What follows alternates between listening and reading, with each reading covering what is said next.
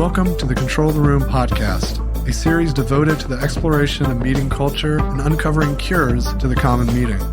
Some meetings have tight control and others are loose. To control the room means achieving outcomes while striking a balance between imposing and removing structure, asserting and distributing power, leaning in and leaning out, all in the service of having a truly magical meeting. Thanks for listening. If you'd like to join us live for a session sometime, you can join our weekly Control the Room Facilitation Lab. It's a free event to meet fellow facilitators and explore new techniques so you can apply the things you learn in the podcast in real time with other facilitators. Sign up today at voltagecontrol.com/facilitation-lab. If you'd like to learn more about my book, Magical Meetings, you can download the Magical Meetings Quick Start Guide, a free PDF reference with some of the most important pieces of advice from the book. Download a copy today at magicalmeetings.com. Today, I'm with Joan Ball. Joan is an associate professor in the Tobin College of Business at St. John's University and founder of Womb Lab, an action research and transition services company. She is also the author of Stop, Ask, Explore, Learn to Navigate Change in Times of Uncertainty. Welcome to the show, Joan. Hi, thank you so much for having me. So good to have you here. I've been looking forward to this conversation. And as usual, let's hear a little bit about how you got your start. How did you get into this work of change and navigating uncertainty? Well, my path was a circuitous one. I really came out of school and started, my first job was as a stockbroker, right? So I really studied economics and math. I was a stockbroker at a time when the market crashed in ways that we had never seen before in the late 1980s. And that began a journey from finance into marketing, into public relations, into being a single mom with 2 kids and waiting tables and tending bar and doing all sorts of things in my early career. And it really wasn't until I was moving into a second career that I wound up teaching, getting involved in academic research, getting involved in change work. And I think that really a lot of the work that I do is for people like I was, who didn't have a set true north and are the kind of wayfinders in the world. So I set myself up with my own experience to do this kind of work, I think.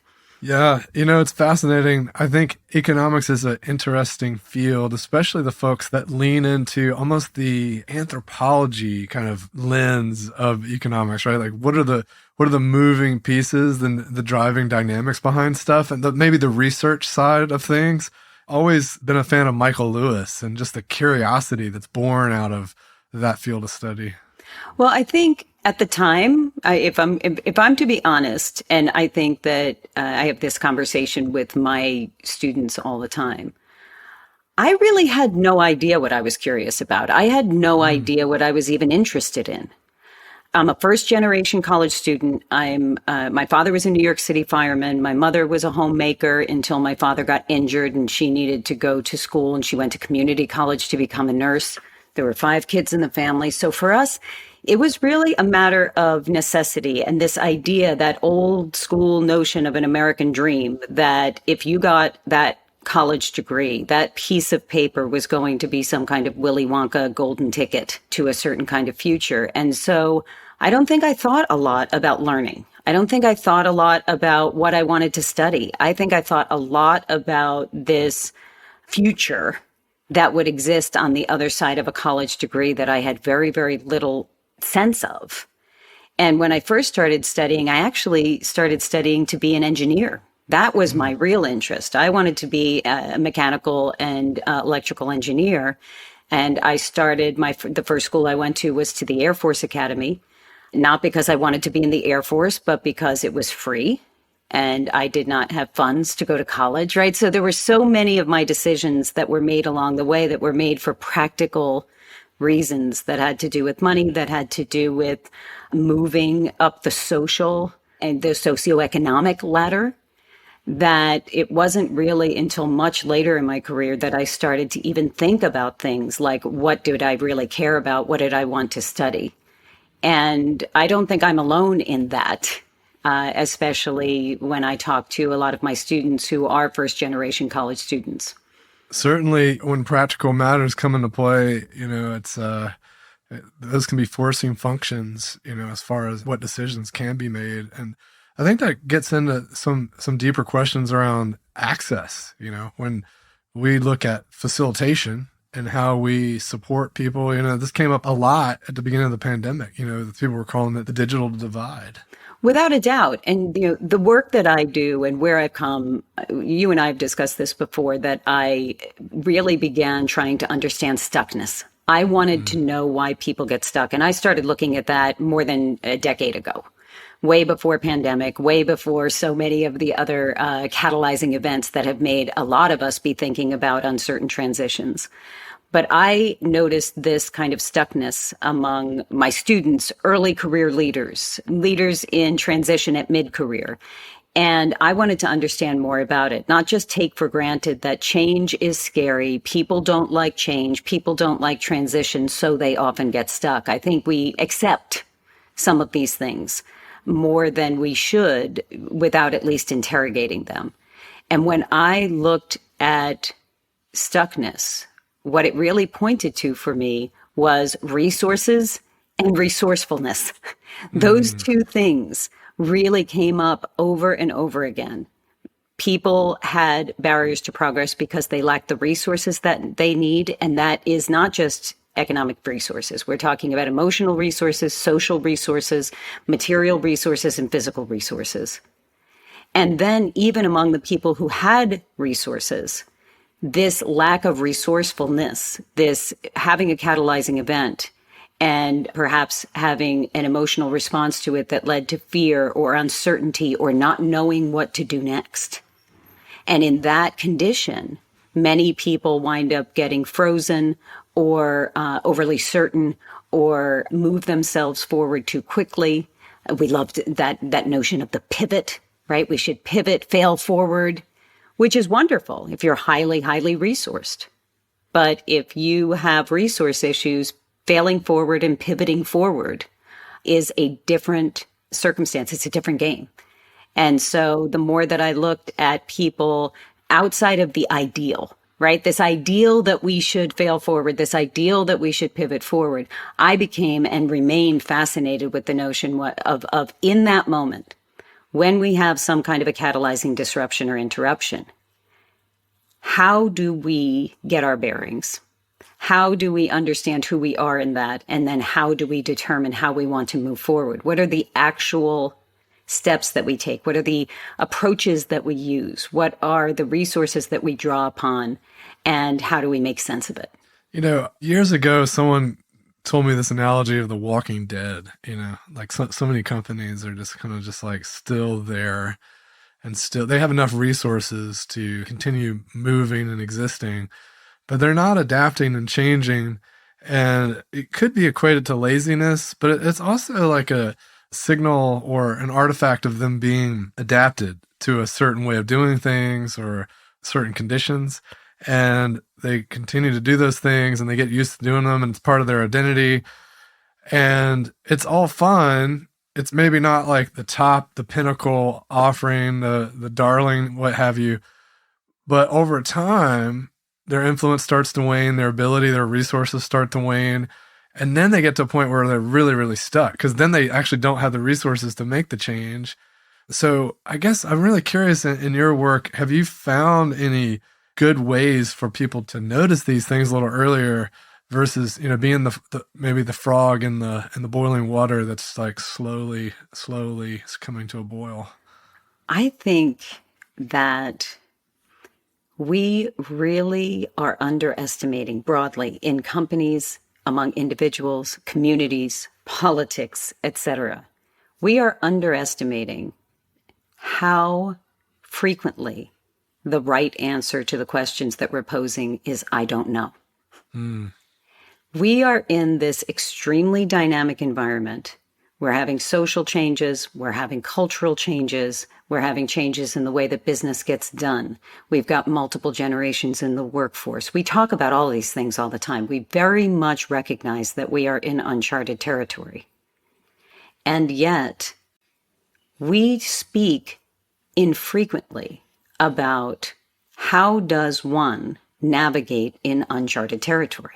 Because what we have favored for 50 years or more in business is people who can very quickly assess a situation, come up with a solution, and then execute on a solution and do so quickly, efficiently, and cost effectively. That model is not as helpful when we're dealing with uncharted territory, and yet we have not had other approaches emerge, new practices emerge. And we're kind of maybe touching on it when we say it's okay to fail, but we have yet to really embrace the notion that a leader would turn to their people and say, I'm not sure the best route forward here. Here's what we know. Here's what we don't know. How might we begin to explore this territory and get a sense of how we might move forward? That is not considered decisive leadership. And as a result, we have a lot of people who are in positions of power or in positions of leadership who perceive themselves as needing to be moving very quickly and being very decisive about things that they really don't have a clear sense of creative approach. I want to say that again. When faced with dynamic circumstances where a catalyzing event makes it unclear how best to proceed, we have very few approaches, tools, and practices for that circumstance in business. Now, in other fields, we do have approaches for that. That's why I draw upon emergency services in my work very, very frequently. Because emergency services professionals, first responders, they actually do have approaches and practices that they use. And they use them very effectively, and they use them very quickly, and they make choices without all the information. So this is not about analysis paralysis, and we have to do more research. I'm a big fan of research, but sometimes we do have to act quickly. But that acknowledgement of, I know a lot about business, but I don't know how to deal with this very unprecedented circumstance where we don't have a best practice, right? We're very, very attuned to the notion that we find a best practice, but we are in circumstances where we are first through the door on so many circumstances now that we need that notion of how do we pause and how do we make sense of the dynamism that we're facing? We can do it quickly. How do we acknowledge what we don't know so that we can begin inquiry and experimentation and sense making and discernment? All areas, skills, and capacities that we have not taught people. We really do not focus in on how do you make sense of a disruptive circumstance. What does it mean to discern? And as a result, you have leaders who are calling upon, just give me more data. Can I please have more data? I want more data. And yet, what insights we draw from that data, how we discern which parts of that data are relevant to the experience on the ground, and how that helps us to determine the best way forward.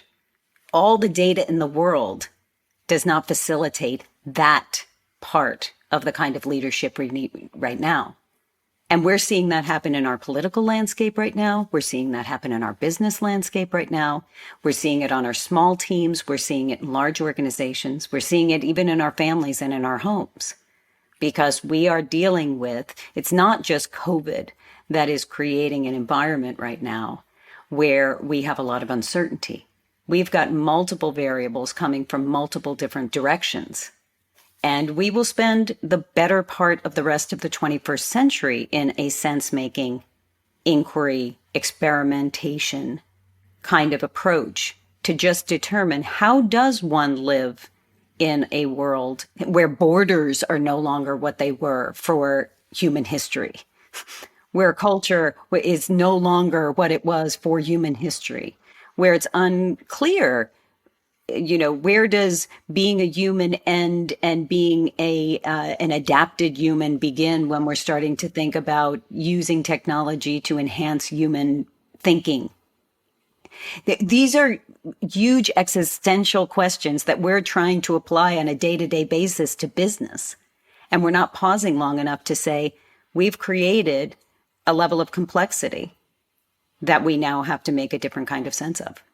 I want to double stitch on that word pause, because that's something that came up for me a little bit earlier when you were talking about resources. And you mentioned that resources aren't always financial. But I think when people hear the word resources, they often think of substantive things, like here is a book, here is some money, here are other people, here is some wisdom, here's some data. But a pause, the ability to pause, could be a resource, a very valuable resource, like rest and time to step away from, to use your example, the complexity we built around us. Because if we brought unnecessary, I would say we don't tend to build complexity. I think we tend to build complicatedness. So we build all this stuff around us. And if we don't step outside of that and look at the real complexity that is the world that's emerging around us, I think it could be overshadowed by all these complicated things we built, and we don't see the trueness of what's happening.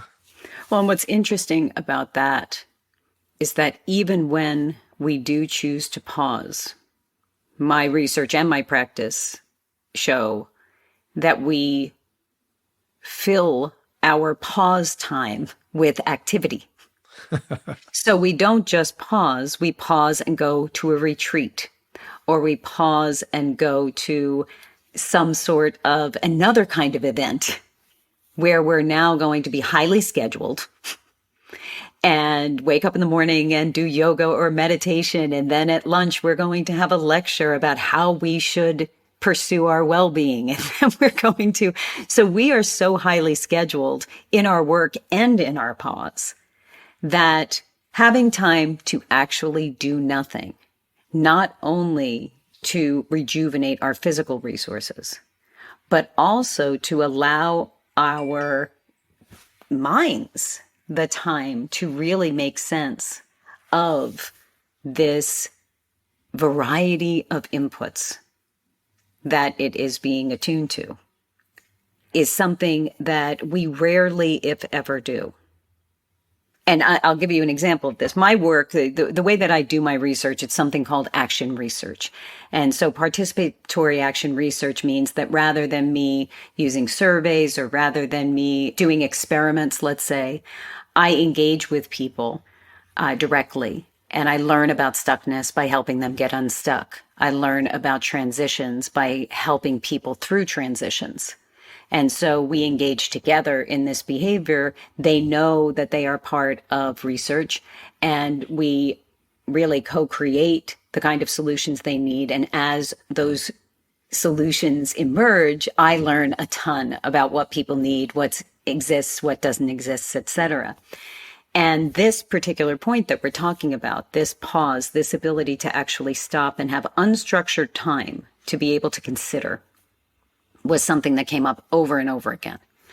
So much so that my husband and I renovated a space in the garage structure that was on our property in the Hudson Valley in New York.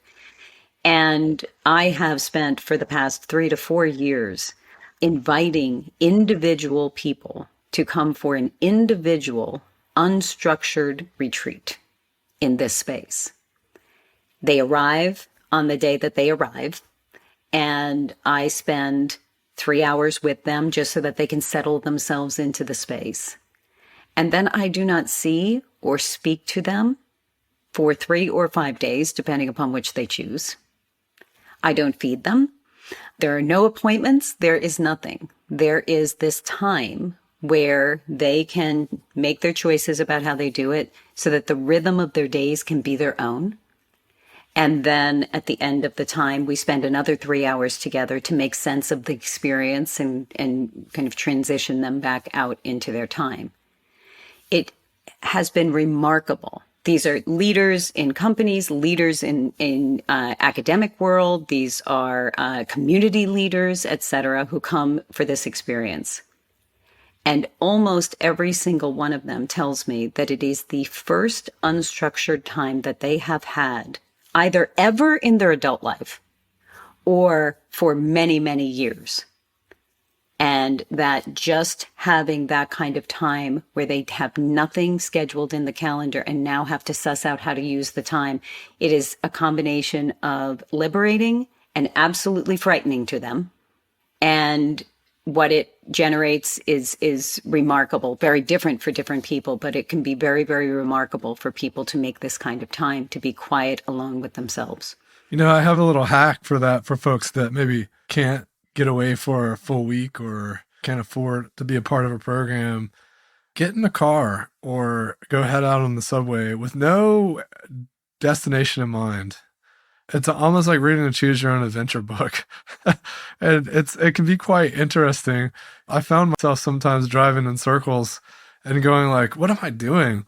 But at the end of it, it's pretty fascinating how it just unwinds the brain. Without a doubt.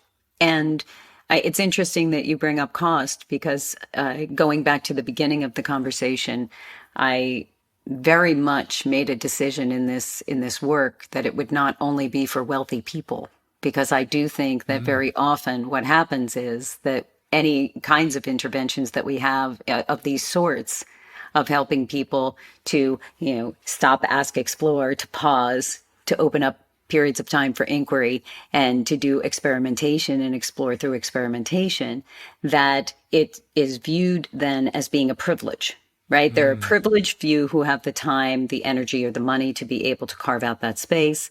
And then there are the others who cannot and do not.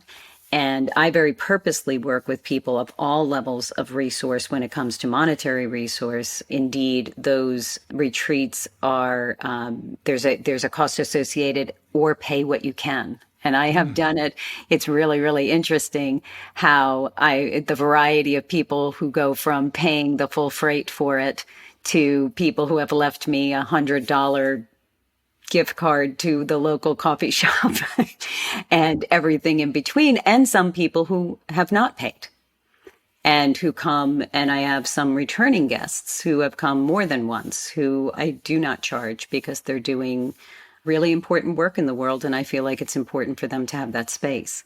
And so this idea of not coming to Joan, to your point, right? This is not about that there's some magic that happens in my spaces or happens with me.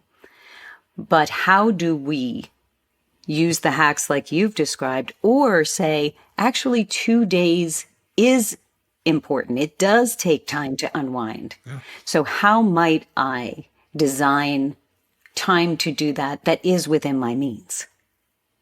And that's so important to me in my work, because I hear over and over again from people who don't have a lot of means.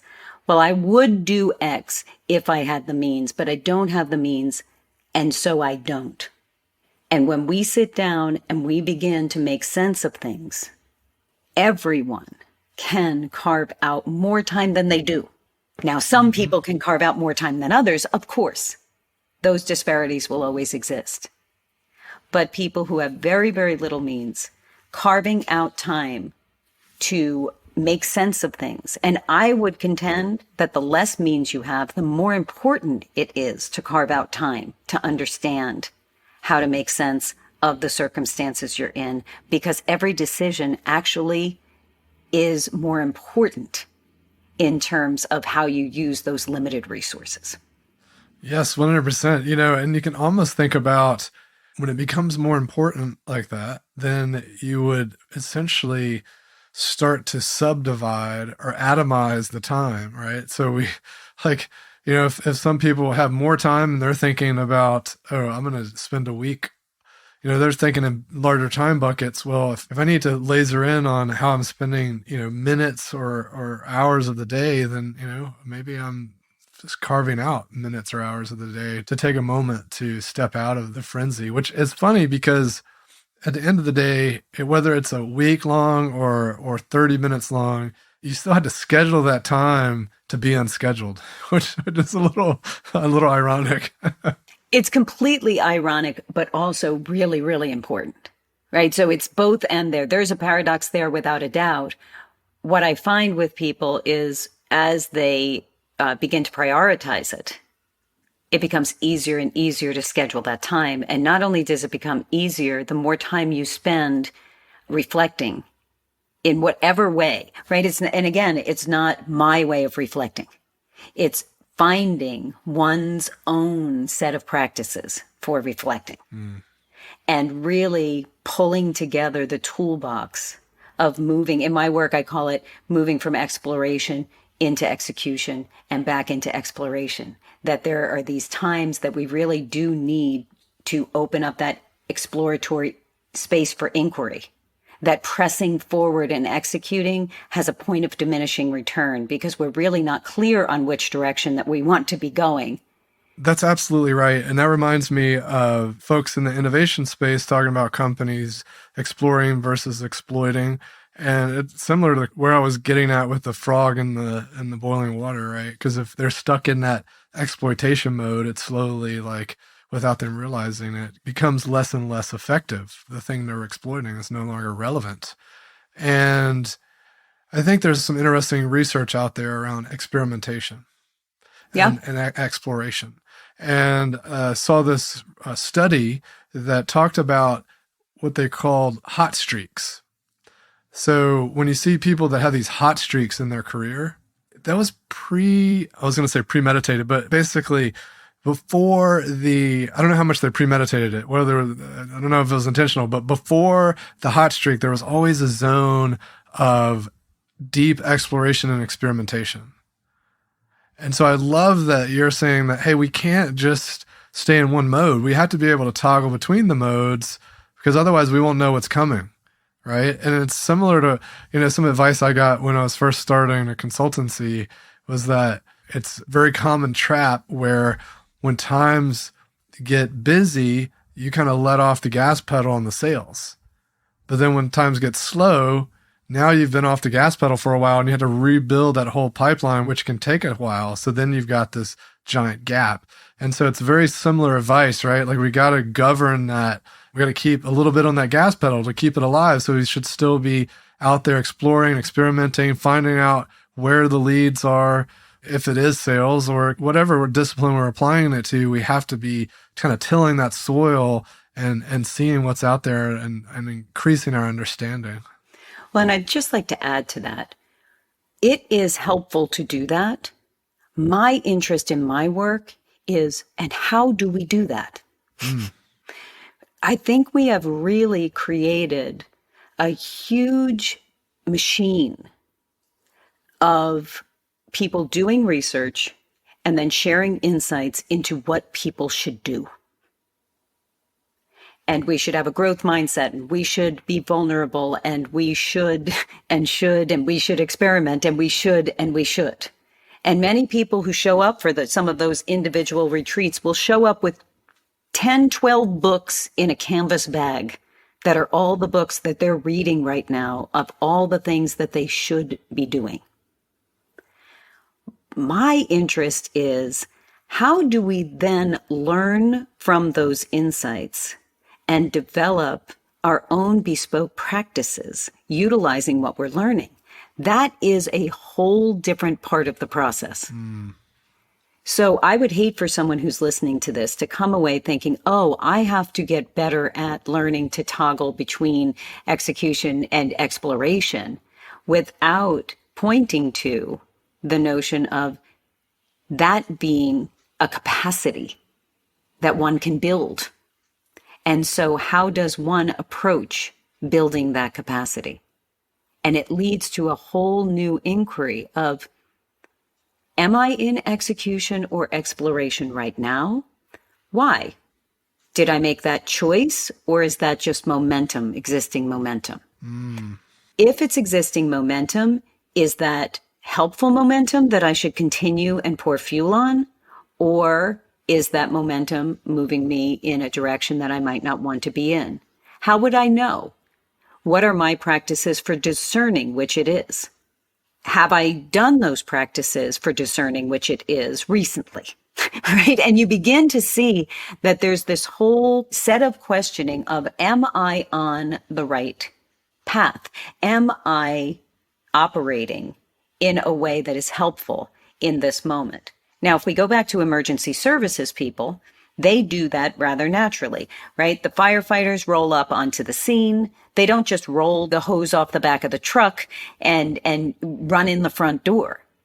They go, they create a small emergency operations center. They gather the information that they can gather as quickly as they can.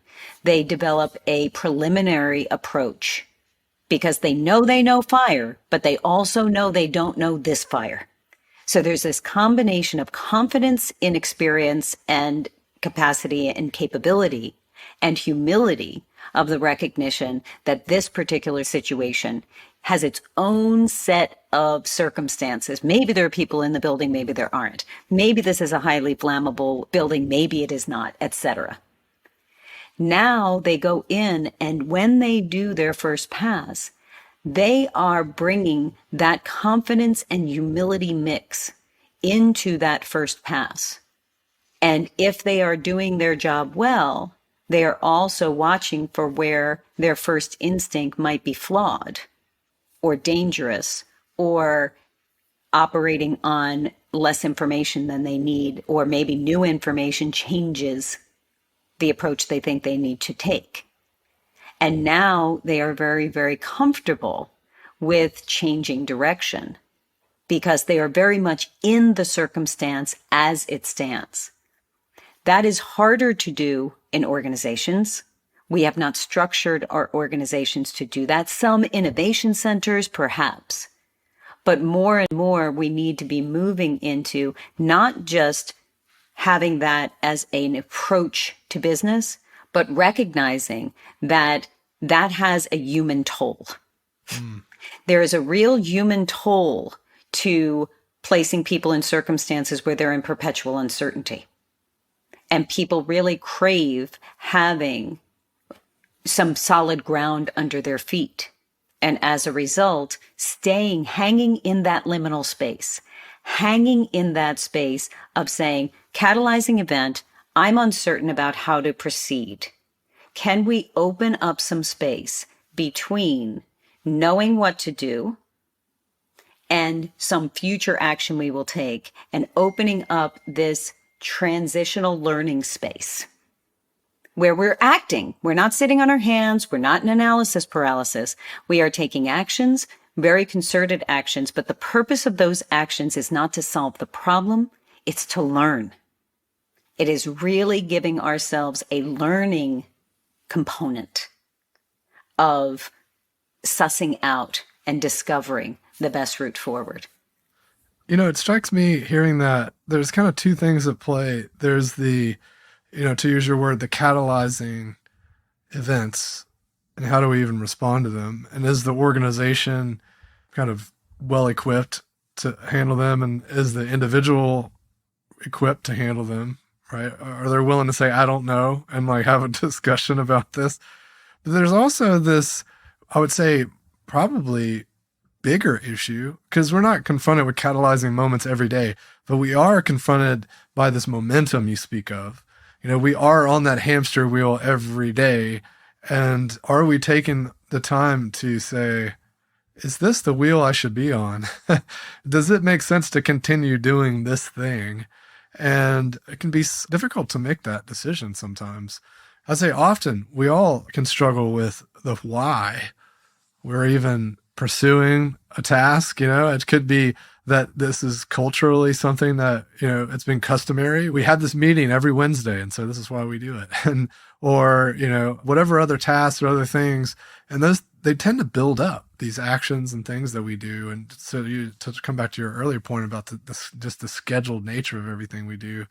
And so I think that's pretty profound. And I just want to encourage folks to really think about, how are they taking these moments in their day to think about, hey, where's this momentum creeping in? Because I just wanted to anchor back in on that point, because I think that's pretty huge. You're absolutely right. It is huge. And we tend to create those moments when we've been disrupted or interrupted. Right. So it tends to be, and those can come from outside or inside. So it's either that something happens in our environment, and now we're thinking about those questions when we've been disrupted from something like COVID or something external to us, Or we wait until we're so sick and tired of being sick and tired and we're feeling burnt out and whatever it is. And that's the internal or interior catalyzing disruption. But in both of those cases, we're now beginning the sense-making process and the discernment process from a point of weakness, a point of fear, a point of vulnerability, and a point of threat. So we're really waiting until we're at our least creative, our least generative, to begin thinking about those things. And in my work, what I invite people to, what I encourage people to do, is to actually build in these kind of speed bumps intentionally before there are catalyzing interruptions and disruptions. Preparation in the same way that we prepare for the possibility of a fire by having fire drills and creating escape maps. How can we begin recognizing, A, that catalyzing disruptions or interruptions are unavoidable? It's part of life. It's part of growth. It's part of living well and doing good business. But that we can begin the preparation for what we might do when we were interrupted or disrupted before those interruptions and disruptions come, when we have more bandwidth to be able to be thinking about those things creatively. So instead of finding the resources when we've been disrupted, how can we be gathering the resources before we're disrupted so that we know exactly what we would tap into if certain things happen to and with and for us? But then also, why wait for the emergency or the disruption or interruption? Why not also have periodic times when we come together and ask ourselves these kind of questions? We can build it into the culture. So I've got certain organizations that I do train the trainer work with the work that I do for people who bring this into their organizations. Because the best people to be doing this work are people who are in an organization and intimately knowledgeable about the very unique challenges that people face, rather than kind of bringing in a consultant. I go in and I talk to organizations, but it's always a deep desire for me to go into an organization and identify someone who can then be the person on the ground who is using this work with their teams. Absolutely. And so when COVID happened, the language of this work, I call those catalyzing interruptions and disruptions what now moments, right? It's any what now moment. It can be low stakes, high stakes, whatever it is. But it's a point at which I've had a catalyzing disruption and I'm not sure what to do next. What now moment? What now? Well, when you've got a whole team that recognizes that a catalyzing disruption is a what now moment, and when you've created a culture where someone can walk into their boss's office and say, hey, I just had a what now moment with such and such client. And now the boss will say, okay, sit down, let's talk about what we've got going on. And that culture was created before the catalyzing disruption. And if people have been invited to think about those kind of catalyzing disruptions as potentially challenging, but also potentially generative, so that they're now having a discussion about what's changed, what part of that's changed makes us vulnerable, and how do we resource for that? But also, what part of what's changed opens up some possibilities for new and potentially better actions and activities in that circumstance. Now what's happening is that sense making is not just how do we now defend against what's come against us. It becomes, this is just a change of circumstance and we're shifting from execution to exploration because the dynamics have changed. So we're coming to an end here, and I want to make sure that you have an opportunity to leave our listeners with a final thought. My final thought is it's actually possible to flourish in times of transition, and that takes practice. And so I would encourage and invite anyone who's listening to this to begin to think about their practice of dealing with uncertain transitions. And make sure to check out the book, Stop, Ask, Explore. Thank you so much, Joan, for coming on the show. Really appreciated having you. Thanks a lot. I really enjoyed talking to you. It's a great conversation. Thanks for joining me for another episode of Control the Room. Don't forget to subscribe to receive updates when new episodes are released. And if If you want to know more, head over to our blog where I post weekly articles and resources about radical inclusion, team health, and working better. VoltageControl.com.